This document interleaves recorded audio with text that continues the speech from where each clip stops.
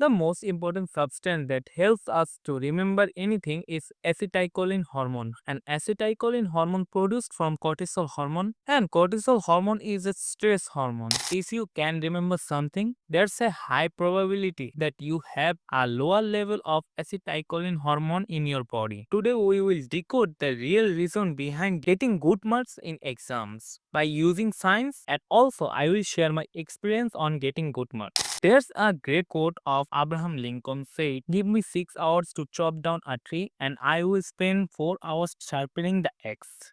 That means it doesn't matter how long you study. The only matter of fact is how you study. If you can structure your study plan before dive into your study table, it can be a game changer. Just think, what is the quickest way to learn a lesson easily and effectively?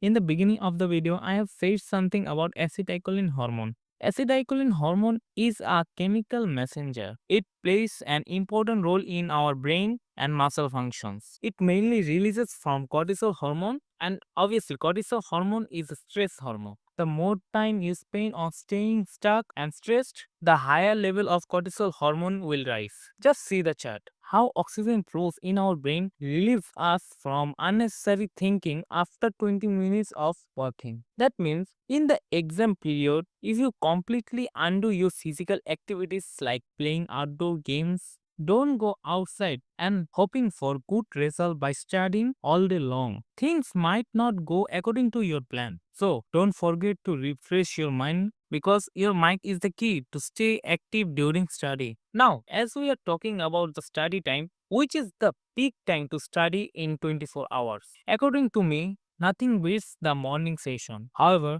there's a higher range of people who feel much more productive at night. That's not the issue. The main problem is your physical health. As research found that people who stay awake for 90 hours a day are as same as drunk. Sleepless night makes you anxious, irritable, and making poor choices. Also increasing the risks of diabetes. Now, just ask yourself, if your brain is half asleep at 9 p.m., how could you force your body to move? That's why I prefer study in the daytime. The peak time to study is 9 a.m. to 12 p.m. Here's where the peak performance comes. Some people are really bad at remembering anything. They don't have the sharp brain to learn something instantly, no matter what they try. If you are one of them and want to fix this, try active recalling your notebooks after studying the topic. Close the book and ask yourself question. Force your brain to retrieve the information. It will be painful, but the pain will build in memory. Always remember, adapting a new habit is always a hard at starting, but as long as the time goes, you will sustain it. Once your acetylcholine hormone reaches its ideal position, then you will feel something is changing in your body. You can remember things easily, and over time it will help you in a long run. I have talked about so many scientific tips and you should try this. And one last thing, who's seeking for the magic pin,